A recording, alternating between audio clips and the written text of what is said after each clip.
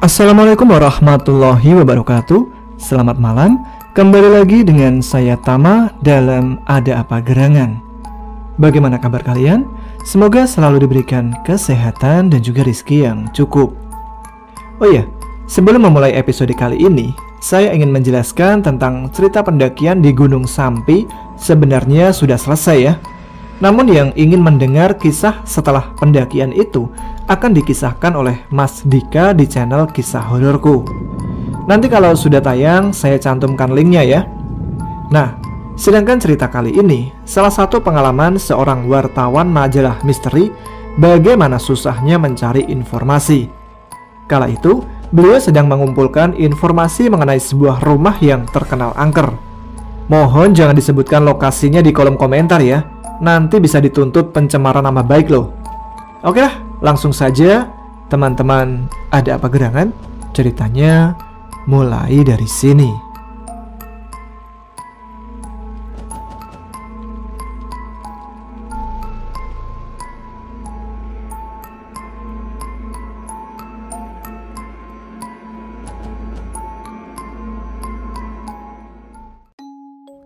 Perkenalkan, namaku Muhammad Al-Farizi. Ini adalah pengalaman mistisku sebagai wartawan investigasi. Saat itu, di sebuah rumah yang tidak berpenghuni, aku dan Satpam perumahan Citalenser menyaksikan kesaksian seorang dukun. Beliau telah membantu kami untuk keluar dari zona hantu. Di sana, aku hampir saja mati. Aku berada dalam salah satu kamar yang memiliki kekuatan gaib yang membuat tubuh ini tidak bisa bergerak. Yang ku mampu hanya berteriak. Rumah yang aku kunjungi itu bukanlah tempat sembarangan. Redaktur tahu proyeksiku, namun dia sama sekali tidak menghalangiku. Malah, dia mendukung investigasi edisi hari itu. Dulu sewaktu aku masih SMA, aku banyak mendengar dari teman-temanku kalau rumah ini angker. Banyak dari mereka yang suka pulang malam selalu melihat lampu yang mati hidup di salah satu kamarnya. Selain itu, temanku yang berambut seperti Cristiano Ronaldo dan berwajah Messi sering mendengar suara jeritan yang melengking. Semua warga tahu, rumah yang dindingnya berlumut dan halamannya berilalang itu adalah tempat bunuh diri seorang perempuan yang kala itu sedang mengandung. Tidak ada yang tahu alasan utama kenapa perempuan itu bunuh diri. Suaminya yang waktu itu bekerja sebagai pelaut pun tidak pernah tahu. Hanya praduga dari polisi bahwa perempuan tersebut merasa kesepian dan mengidap penyakit kronis. Tapi merasa tidak ada tempat mengaduh. Suaminya selalu menyeberangi samudera sebagai awak kapal tanker. Selain itu, orang tua perempuan itu berada di luar provinsi. Cerita dimulai ketika pagi itu aku menemui satpam sebuah komplek perumahan. Aku ingin tahu di mana letak pemilik rumah yang terkenal berhantu itu. Satpam tersebut cukup kooperatif. Dia menjelaskan kalau pemilik rumah itu sudah lama tidak berada di sini. Namun, rumah itu ada yang mewarisi. Siapa? Tanyaku kepada satpam tersebut. Satpam itu menjawab, menurut seniorku, pewaris rumah itu adalah anak dari istri pertama Pak Abdul. Dia pernah kesini, tapi hanya 1-2 kali aja dalam setahun. Dia nggak pernah masuk sampai ke dalam rumah. Mobilnya saja hanya diparkir di luar. Ujar satpam sembari menyalakan rokok lalu melanjutkan obrolannya. Dia di rumah itu paling-paling hanya 10-15 menit. Tapi setiap kali datang, pasti ada bunga warna-warni yang masih segar di lantai depan pintu rumah itu. Tambahnya, apa Mas pernah mendengar ada yang aneh di rumah itu? Tanyaku. Apa yang aneh Thomas? Yang aneh ya kalau saya nggak ngerokok. Yang aneh kalau saya membuang bungkus rokok. Katanya tertawa menertawakan bercandanya yang nggak jelas sambil membuang bungkus rokok. Kalau gitu, nanti malam mau nggak nemenin saya untuk masuk ke rumah itu? Nih, rokok 2 bungkus sebagai pembayaran awal. Nanti malam sebelum masuk kita makan sate dulu. Setelah masuk rumah, saya tambahin 100.000 buat masnya. Nih mas, rokokmu, ambil. kataku seraya menatapnya dan menyerahkan 1 bungkus rokok kretek dan 1 bungkus jenis filter. Setelah berpikir kira-kira 5 menit, satpam itu mengatakan kalau dia mesti izin dulu kepada seniornya. Dia tidak mau mendapatkan surat peringatan. Istrinya baru melahirkan, lukanya saja belum kering. Kalau nggak bisa sih nggak apa-apa mas, rokok itu tetap milik mas, anggap aja upah informasi. Nah, sebelum saya pergi, saya minta kontak masnya untuk memastikan apakah bisa menemani nanti malam. Selain itu, saya juga minta alamat pewaris rumah itu, kataku. Satpam ini benar-benar seperti kereta api dalam rokok. Setelah memberi nomor ponsel, dia menyalakan rokok lagi. Padahal, belum sampai 1 menit rokoknya dibuang.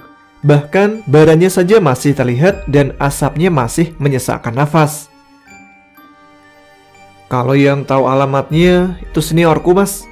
Duduk dulu, biar aku telepon. Dia akrab kok sama pemilik rumah, ujar satpam itu sembari menghembuskan asap rokok dan menunggu jawaban dari seniornya. Halo, komandan, lagi di mana? Maaf Dan, aku ganggu sebentar. Ini ada orang yang minta alamat pemilik rumah kosong yang ada di ujung jalan Mawar. Kayaknya sih tertarik untuk lihat-lihat rumah, ujarnya seraya matanya melirik dan senyum-senyum kepadaku. Aku tidak mau tahu apa yang diucapkan oleh komandannya. Setelah menerima apa yang aku inginkan, aku bergegas menuju alamat pewaris rumah itu. Matahari yang nampak ganas pun tidak menjadi penghalang, bahkan kujadikan sahabat. Singkat cerita, sampailah aku di sebuah rumah yang tepat seperti alamat yang ku dapat dari satpam. Aku pencet bel rumah itu. Lalu bunyi nyanyian yang tidak ku mengerti setelah bel terpencet lagi. Rumahnya cukup besar. Kalau hanya menggunakan suara, maka tidak mungkin terdengar. Kehadiranku akan seperti debu-debu yang menempel di kaca mobil yang berada di seberang pagar. Tidak begitu lama, pintu rumah itu terbuka. Selamat siang mbak, apa benar ini rumah Bapak Anto, pemilik rumah di Jalan Mawar, Perumahan Citalenser? Kedatanganku ke sini untuk membicarakan hal penting tentang rumah itu. Apa saya bisa ketemu dengan Bapak Anto? Bapak Antonya sedang tidak di rumah pak. Dari pagi dia sudah pergi ke tempat kerja. Aku tidak diam saja atau menyerah lalu pulang. Segera aku minta alamat tempat kerjanya. Mbak yang mengenakan daster itu pun memberikan. Setelah makan siang, aku pun berhasil menemui Bapak Anto. Bagaimanapun dia adalah pemilik rumah. Meskipun kosong, aku harus meminta izin kepadanya. Sayang, dia menggebrak meja ketika kukatakan maksud dan tujuan menemuinya di tempat kerja. Padahal, aku hanya mengatakan untuk meminta izin supaya nanti malam diperkenankan memasuki rumahnya.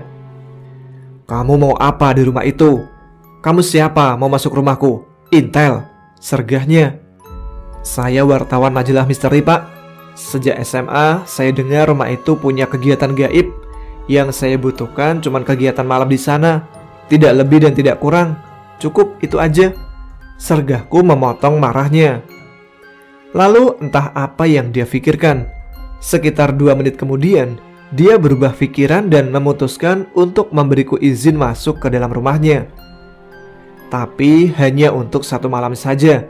Lebih dari itu, aku bisa masuk penjara karena akan dia laporkan ke polisi.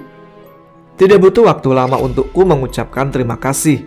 Tapi tidak ada respon baik darinya. Seperti tersenyumlah walau secuil. Sudahlah, gak perlu banyak pikir. Itu akan menguras tenagamu. Lebih baik siang ini istirahat. Nanti malam masih ada tugas yang harus segera diselesaikan, batinku ketika menyalakan motor dan menatap ke arahnya. Azan asar terdengar, tanda kalau kewajiban harus segera dituntaskan. Setelah sholat, aku bergegas menelpon satpam. Kusampaikan padanya kalau telah mendapatkan izin dari pemilik rumah.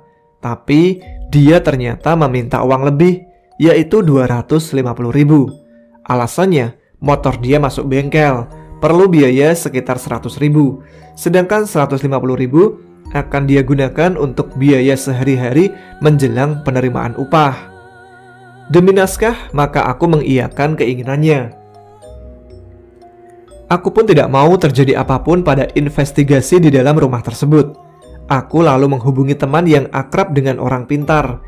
Dia kemudian mengantarku untuk menemui seorang dukun. Tidak banyak yang kami bicarakan. Sang dukun yang biasa dipanggil Mas Darmo bersedia menemani dan mengawalku untuk masuk ke rumah angker itu. Dia bersedia ikut masuk ke dalam rumah itu dan berjanji sebisa mungkin akan menjaga keselamatanku dan satpam itu. Singkat cerita, malam harinya ketika bulan sabit terlihat di langit birunan gelap, perlahan angin malam menggoyangkan daun-daun di depan warung sate. Aku, satpam, dan Mas Darmo bersiap untuk masuk ke rumah yang dianggap angker oleh warga. Tanpa pikir-pikir lagi, setelah sampai di depan rumah, Mas Darmo memimpin kami untuk masuk ke dalam rumah angker tersebut. Terlihat alang-alang di halaman rumah banyak sekali. Tidak sekedar ilalang, tapi kembang-kembang yang tidak berbunga dan tidak berbuah tumbuh di depan jendela yang terletak di depan pintu. Jelas sekali, rumah ini tidak pernah mendapatkan perawatan. Padahal pewarisnya adalah pemilik usaha restoran paling ramai di kota ini. Sejak pertama aku kerja sebagai satpam di perumahan ini, gak pernah pun terlihat tulisan dijual pada rumah ini, kata satpam kepada kami. Ketika kami bertiga baru saja masuk, tiba-tiba pintu terbanting dan terkunci ketika kami menaiki tangga yang ada di dalam rumah. Lalu terdengar suara mobil yang dinyalakan kemudian pergi. Aku mengintip dari jendela. Terlihat mobil sedan yang tadi siang terparkir di restoran Bapak Anto telah pergi meninggalkan rumah ini. Awas, awas! Mas Darmo langsung melemparkan tasbih untuk menyelamatkanku dari lampu yang jatuh. Lampu yang jatuh dari langit-langit langsung pecah. Mas Darmo mengatakan kalau lampu itu dijatuhkan oleh Bajil. Bajil adalah bayi kecil yang bisa terbang. Menurut Mas Darmo, Bajil adalah anak dari perempuan yang mati bunuh diri. Bajil hadir karena mati di perut bersama sang ibu. Tapi tidak semua bayi yang mati di dalam perut menjadi bajil. Bajil tercipta kalau perempuan hamil itu bunuh diri. Setelah itu, tiba-tiba bulu kuduku berdiri. Satpam memegang erat lenganku. Katanya dia melihat di sebelah Mas Darmo ada perempuan yang sedang gantung diri dan terlihat lidahnya menjulur keluar. Perempuan itu berada di depan pintu kamar yang terletak tepat di samping tangga. Kata Mas Darmo, kamar itu adalah tempat perempuan tersebut menggantung dirinya. Kamar ini juga menjadi saksi bisu kemesraan perempuan dengan bapaknya Anto. Kenapa dia mati, Mas? Tanyaku kepada Mas Darmo. Namun belum sempat pertanyaan itu mendapatkan jawaban, pintu kamar tadi tiba-tiba terbuka. Kulihat spray yang ada di ranjang kamar tersibak, dan tiba-tiba tubuhku terlempar ke sana. Kemudian pintu kamar itu pun kembali tertutup. Aku mengira tidak akan pernah keluar dari kamar ini, dan aku mengira akan berakhir di sini. Aku mendengar satpam memanggil-manggil namaku seraya menggedor-gedor pintu. Tolong cepat buka pintu kamar!" teriakku. Tiba-tiba ada perempuan berambut panjang yang lidahnya menjulur dan matanya melotot serta mulutnya berbusa. Perempuan itu tergantung tepat di atas kepalaku dan di depan mataku. Sungguh aneh, mataku tak bisa terpejam dan tubuhku tidak bisa bergerak. Aku hanya bisa berteriak. Liur dari mulut perempuan itu menetes di bawah mataku dan nyaris masuk mulutku. Dia tidak bicara sepatah kata pun. Dia hanya tergantung. Wajahnya pun tidak berubah sejak pertama terlihat, hanya menjulurkan lidahnya. Aku pun melihat Bajil yang terbang di atasku. Jaraknya hanya 1 meter di atasku. Matanya yang merah seperti ingin keluar melotot ke mataku. Tali pusarnya nyaris menyentuh lidahku. Aku nyaris mati. Bajil itu terbang ke tali yang menggantung perempuan itu, seolah-olah dia ingin memutuskan tali tersebut. Kalau sampai tali itu putus, pastilah tubuh perempuan yang gantung diri itu akan jatuh menimpaku. Untungnya sebelum hal itu terjadi, tiba-tiba saja pintu kamar terbuka. Mas Darmo kemudian menyiramkan sebotol air ke arah Bajil dan perempuan yang gantung diri. Seketika aku bisa berdiri dan berlari ke arah dukun itu. Bajil dan perempuan yang tergantung itu pun langsung menghilang. Mas Darmo mengajakku dan satpam meninggalkan rumah itu segera. Menurut dia, kekuatan gaib rumah ini sangat kuat karena telah dijadikan tempat pemujaan sejak bertahun-tahun. Tapi dia tidak tahu untuk hal apa. Malam itu dia hanya menyuruh kami segera meninggalkan rumah Pak Anto. Zona gaib di sana bisa membuat kami terkurung dan menjadi teman hantu di sini selamanya. Aku benar-benar penasaran. Aku ingin tahu rumah itu menjadi tempat pemujaan apa. Selain itu, aku ingin tahu apa maksud dan tujuan Pak Anto mengurung kami di rumah itu. Singkat cerita, ketika pagi tiba, karena aku tidak mau kehilangan informasi tentang Pak Anto, segera aku pergi menuju rumahnya. Namun, ketika sampai di gerbang rumahnya, lelaki yang kira-kira usianya telah memasuki 45 tahun itu mengusirku. Dia bilang, "Kamu kan sudah janji hanya ingin tahu peristiwa di rumah itu untuk 1 malam. Sekarang, pergilah sebelum aku lapor polisi." Aku pun menurutinya karena tidak ingin berurusan dengan hukum. Namun, aku juga tidak ingin menyerah begitu saja. Siang harinya, aku kembali pergi ke rumah Pak Darmo untuk mengajaknya lagi ke rumah itu nanti malam. Namun, dia tidak bisa karena malam ini sudah ada janji untuk menyembuhkan seseorang yang terkena santet. Pak Darmo pun tidak mengizinkan investigasi tanpa pendampingannya. Dia mengatakan rumah itu memiliki jin yang kerap mengganggu manusia. Jin yang ada di rumah itu ingin meminta tolong kepada orang yang baru menapaki kakinya di sana. Dia tahu bagaimana perempuan yang sedang hamil itu bisa mati. Dia dapat dikatakan sebagai jin yang baik, tapi jin tetaplah jin, ungkapnya. Dia ingin mengungkapkan kebenaran, tapi lawan yang akan kita hadapi bukanlah orang kaya sembarangan, dan di belakangnya adalah orang sakti yang sudah bertapa di berbagai gunung dari Jawa, ujar Mas Darmo kepadaku. Aku akan tetap ke rumah itu malam ini, Mas. Aku melihat ada banyak keburukan dari mata Anto. Apapun yang terjadi, aku bakal masuk ke rumah itu. Kalau sudah selesai mengobati pasienmu, datang ya ke rumah itu. Aku pasti membutuhkan bantuan, kataku, lalu bergegas meninggalkan rumahnya. Setelah dari rumah Mas Darmo, aku segera ke pos satpam. Kukatakan semua maksud dan tujuanku kepada satpam yang waktu itu ikut investigasi. "Mas, bisa nggak nanti malam membantu aku lagi untuk masuk ke rumah itu? Kita diam-diam aja. Nih, ada uang 500.000 sebagai imbalan," kataku kepada satpam itu. Lalu satpam itu menjawab, "Wah, kebetulan sih saya lagi butuh uang untuk bayar kontrakan. Tapi kita masuk lewat mana, Mas? Seniorku nggak mungkin mengizinkan kita masuk ke rumah itu tanpa izin pemiliknya," jawabnya. "Jam berapa seniormu berkeliling?" "Nah, jam segitulah kita bisa masuk ke rumah itu. Nanti motorku bisa aku titipkan ke rumahmu aja biar nggak ketahuan," ujarku. Singkatnya, pada jam 10 malam, aku dan satpam itu sudah menunggu di seberang jalan depan gerbang masuk komplek. Kami sengaja menunggu di depan minimarket karena dari sanalah terlihat gerak-gerik seniornya. Ketika seniornya berkeliling, kami segera berlari menuju rumah itu. Rumah itu sangat jelas sekali terlihat dari pos satpam. Walau gerbangnya tidak pernah dirantai atau digembok, kami harus menunggu seniornya berkeliling supaya tidak terlihat ketika masuk rumah itu. Aku tahu Anto tidak mungkin mengizinkan kami untuk kesini lagi. Tapi aku juga tahu kalau investigasi ke rumah ini tidak mungkin satu kali saja.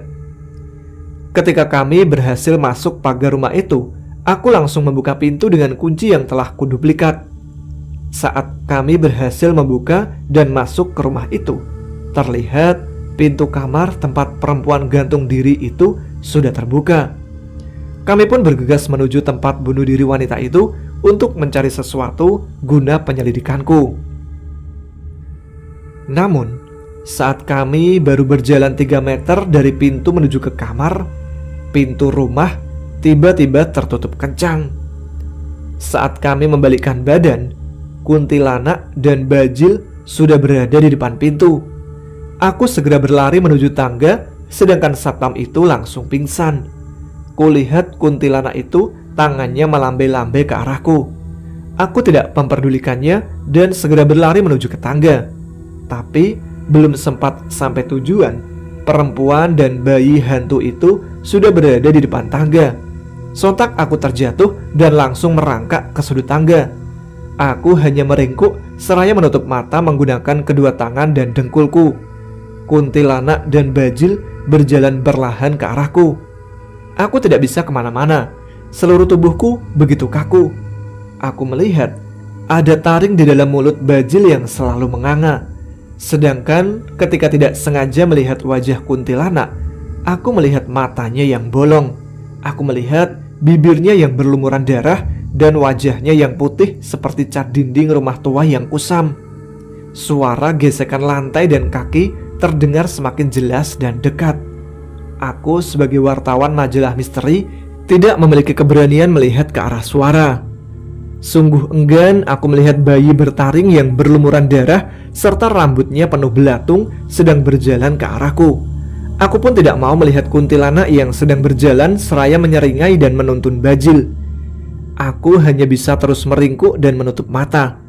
Tiba-tiba pundakku terasa ada yang menggenggam dan aku merasa kepalaku basah karena ada sesuatu yang menetes dari atas. Tapi aku tidak mampu menggerakkan kedua tanganku. Lalu terdengar suara perempuan dan suara bayi di telinga kananku. Selain suara, aku merasa ada rambut panjang yang berada di depan hidungku. Baunya sungguh seperti serangga daun yang amat menyengat. Hal itu membuat aku bersin. Ketika aku bersin, kedua tanganku terlepas dari mataku tanpa terduga. Di depanku ternyata sudah ada bajil dengan wajah merah dan mata yang hampir lepas sedang menatapku, sembari mulutnya menganga dan mengeluarkan air liur. Selain itu, kuntilanak tanpa mata yang panjang rambutnya dari kepala sampai menyentuh lantai tersenyum ke arahku. Gigi kuntilanak itu seperti milik ikan hiu atau buaya, sungguh tidak rata. Bibir kuntilanak itu terlihat amat merah, wajahnya pucat, kotor, dan berwarna putih. Tingginya berubah-ubah. Awal aku melihat dia setinggi atap rumah berlantai 2. Lalu ketika aku melihat lagi, tingginya sama seperti manusia normal. Aku yang terkejut langsung melompat lalu pergi dari sudut tangga. Aku langsung berlari ke arah satpam yang sejak awal masuk ke sini sudah pingsan. Aku mencoba membangunkan satpam, tapi tidak ada jawaban. Padahal aku sudah menampar-nampar pipinya. Aku sudah menggoyang-goyangkan tubuhnya. Sedangkan saat aku melihat ke arah tangga, semakin berdeguplah jantungku karena melihat kuntilanak dan bajil gontai menuju kami. Setengah jam kami sudah berada di dalam rumah ini. Tapi malam berlalu lama sekali. Aku tidak menyangka bisa terjebak di rumah yang gelap dan penuh sarang laba-laba. Aku berusaha mengangkat tubuh satpam yang berbadan buncit ini, tapi sia-sia. Tenagaku tidak sanggup membopong orang yang pingsan. Namun, aku tidak mau selalu diam di rumah ini. Aku ingin keluar dari sini. Tok, tok, tok. Suaraku seperti ada yang menahan. Aku tidak bisa berteriak. Aku menjadi orang yang gagap ketika ingin minta tolong. Tidak ada pilihan lain selain menyeret satpam ini supaya kami segera keluar dari sini. Rumah ini amat gelap. Lebih dari itu, sejak melihat kuntilanak dan bajil, ruangan yang pengap dan lembab pun beraroma anyir, membuat nafasku sesak. Lalu terdengar suara minta tolong ketika aku berusaha menyeret tubuh satpam komplek. Suaranya lirih, terdengar dari arah belakang. Tapi aku tidak yakin itu suara dari kuntilanak, meski jelas sekali suara itu milik perempuan. Aku tidak mau menoleh. Aku tetap berusaha menyeret tubuh satpam meskipun nafasku tersengal dan tidak jarang aku terjatuh karena berat beban yang tidak seimbang. Ketika sampai di depan pintu, ternyata perjuanganku belum usai. Gagang pintu tidak bisa digerakkan, tapi aku tidak mau menyerah. Aku menggedor-gedor pintu, berharap senior satpam komplek yang sedang berjaga malam mendengar. Tapi tak ada jawaban. Malah, aku tidak bisa melihat ke arah luar jendela meskipun jendela kaca rumah ini tidak berkorden. Tiba-tiba saja, warna merah seperti darah menyebar secara bersamaan dari arah kiri ke kanan. Kembali terdengar lirih suara perempuan yang memohon pertolongan. Namun, sungguh yang ku bisa hanya berlutut di depan pintu dan memandang lantai yang bertanah liat berwarna merah pekat. Andai saja aku tidak nekat memasuki rumah ini secara diam-diam. Tiba-tiba, pintu rumah terbuka. Ternyata Mas Darmo. Dia berhasil membuka pintu rumah ini. Dia bilang bahwa datang hanya untuk menolongku, bukan untuk menyelesaikan misiku malam ini. Aku dan dia segera membopong satpam komplek yang pingsan. Betapa aku terkejut ketika telah keluar melewati pintu rumah. Mas Darmo sudah menyiapkan mobil di depan pagar. Bagaimana Mas bisa masuk ke rumah ini tanpa sepengetahuan satpam? Tanyaku sembari masih mengatur nafas. Ini, minum dulu, katanya seraya menyetir.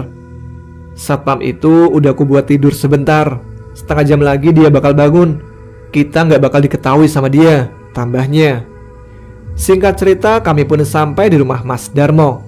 Ketika kami sampai di salah satu kamar di dalam rumahnya, aku langsung tergeletak karena tiba-tiba pandanganku gelap. Mungkin karena lelah membopong satpam berbadan buncit, tapi bisa juga karena telah mengalami peristiwa penting. Investigasi ke dalam permasalahan rumah berhantu kuntilanak dan bajil masih tetap berlangsung. Baru saja redakturku menelpon. Dia sangat menginginkan supaya aku menyelesaikan masalah ini. Katanya banyak orang yang menunggu ending berita misteriku di rumah itu. Kamu pasti sanggup dapetin informasi yang dibutuhkan masyarakat, dan tentu orang-orang akan membayar jerih payahmu, ujarnya tadi pagi melalui telepon.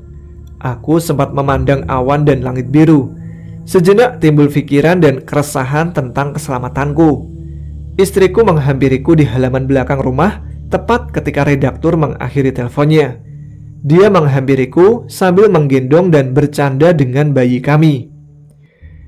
Anto pernah mengunciku, satpam dan dukun di dalam rumah berhantu itu. Lagi pula, dia memiliki kekayaan. Aku nggak mau bernasib seperti temanku. Dia mati tertembak karena mencari informasi perihal pabrik tua. Apakah aku harus mengakhiri ini? Padahal mungkin saja ada hal yang paling kusenangi di depan sana, batinku. Lalu kembali aku meminum kopi dan berjalan ke arah dua orang yang aku sayang. Sayang, pagi ini juga aku harus meliput. Sebenarnya aku masih ingin menikmati keindahan pagi sama kamu dan anak kita, ujarku sembari memandangnya dan mengelus rambut bayi kami.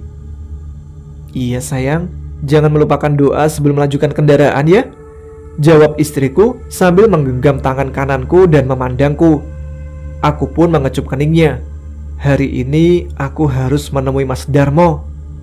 Sejenak aku memandang awan-awan yang masih menggumpal sambil bermunajat agar segala langkah dan keinginan mendapatkan kemudahan. Ceritanya sampai di sini dulu ya. Kita nantikan bagaimana nasib dari sang wartawan. Apakah dia bisa mengungkapkan kebenaran apa yang ada di dalam rumah berhantu itu? Simak part selanjutnya. Terima kasih untuk semua teman-teman yang telah menyimak episode kali ini. Sampai di sini saya menemani kalian. Kita jumpa lagi pada part selanjutnya. Jangan lupa subscribe bagi yang belum, tuliskan komen, tunjukkan eksistensi kalian.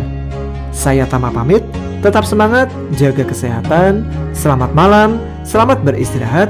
Wassalamualaikum warahmatullahi wabarakatuh.